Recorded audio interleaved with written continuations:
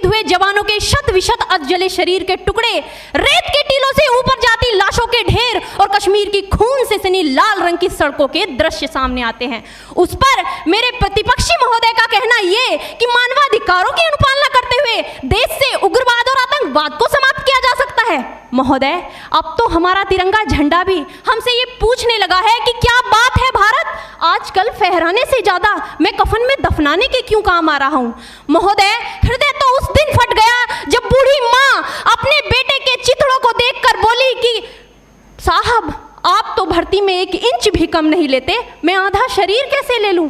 महोदय, आज इन मानवाधिकारों के कारण इन आतंकियों के बंगलों की आकाओं की नाकफनी हंसती है और शहीद हुए हमारे जवानों के आंगन की तुलसी रोती है। जब एक शहीद हुए जवान की विधवा की वेदना चीख चीख कर ये कहती है कि प्यार भी भरपूर गया, मांग का सिंदूर गया, नन्हे नौनिहालों की लंगोटियां चली गई, छोटी छोटी बेटियों की चोटियां चली गई और आपके लिए तो एक आदमी मरा है साहब, मेरे घर की तो रोटियां ही चली गई।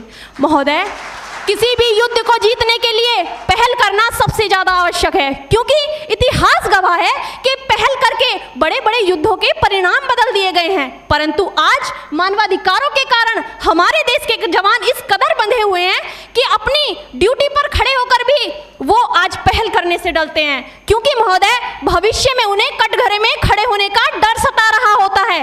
वो ये जानते हैं कि चाहे एक उग्रवादी की राइफल से निकलने वाली गोली को ये तय करना पड़े या ना पड़े कि वो किसे लगेगी, लेकिन हमारी राइफल से निकलने वाली हर गोली को ये निर्णय लेना पड़ता है कि चाहे वो किसी निर्दोष को लगे, दोषी को लगे या ना लगे, परंतु किसी निर्दोष को नहीं लगनी चाहिए। यदि ऐसा हुआ तो ना तो ये समाज हमें छोड़ेगा, ना ही तिल का ताड़ बनाने वाली ये मीडिया हमें छोड़ेगी। और महोदय, मानवाधिकार के तले किसी जवान को दबाकर युद्ध के मैदान में छोड़ देना कोई वीरता नहीं, एक आत्महत्या है।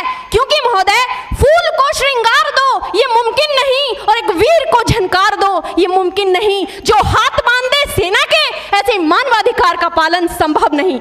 महोदय, आज सत्यनिष्ठा के मार्ग पर चलते हुए भी हमारे देश का जवान इन आतंकवादियों, इन पत्थरबाजों से डरता है, क्योंकि वो जानता है कि उसकी राइफल से निकलने वाली गोली अगर टारगेट को हिट नहीं भी करेगी तो भी 400 मीटर तक जाएगी, और यदि इस बीच वो किसी निर्दोष को लग गई तो महोदय हमें अपनी नौकरी से हाथ तक धोना पड़ सकता है।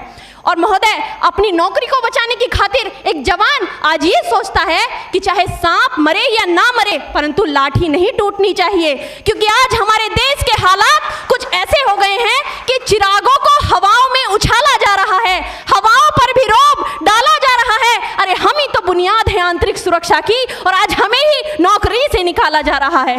महोदय, जब पुलवामा में 44 जवान शहीद हुए, छत्तीसगढ़ में 76 जवान शहीद हुए, तो कोई भी मानवाधिकार की दुहाई देने वाला हमारे पक्ष में आकर खड़ा नहीं हुआ।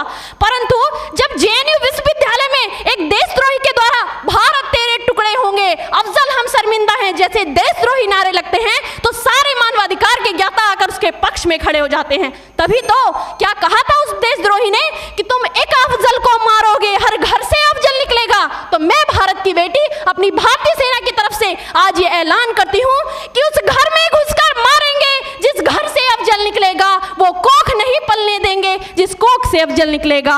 उठो देश के वीर जवानों, तुम सिंह बनकर दहाड़ दो और एक तिरंगा झंडा उस कन्हैया के सीने में गाड़ दो। महोदय, अंत में अपनी वाणी को विराम की ओर ले जाते हुए मैं सिर्फ इतना ही कहना चाहूंगी कि मुझे अफसोस है अपने देश की न्यायिक प्रक्रिया पर, जहां आज भी रात के 12 बजे अजमल कसाब जैसे आतंकी के लिए सर्वोच्च न्यायालय के दरवाजे खोल दिए जाते हैं। ऐसे देश से मानवाधिकारों की अनुपालना करते हुए आतंकवाद और उग्रवाद से कभी नहीं निपटा जा सकता। मानवाधिकार के नाम की दुहाइयां देने वालों, सीमा पर लड़ा नहीं जाता, चरखों से शोलों के आगे रामायण पढ़ी नहीं जाती, सीमा पर गोलों के आगे धरती के घोर कुहासे को एक सूरज ही हर सकता है, क्योंकि एटम बम से रक्षा केवल एटम बम ही कर सकता है। जय हिंद, जय भारत।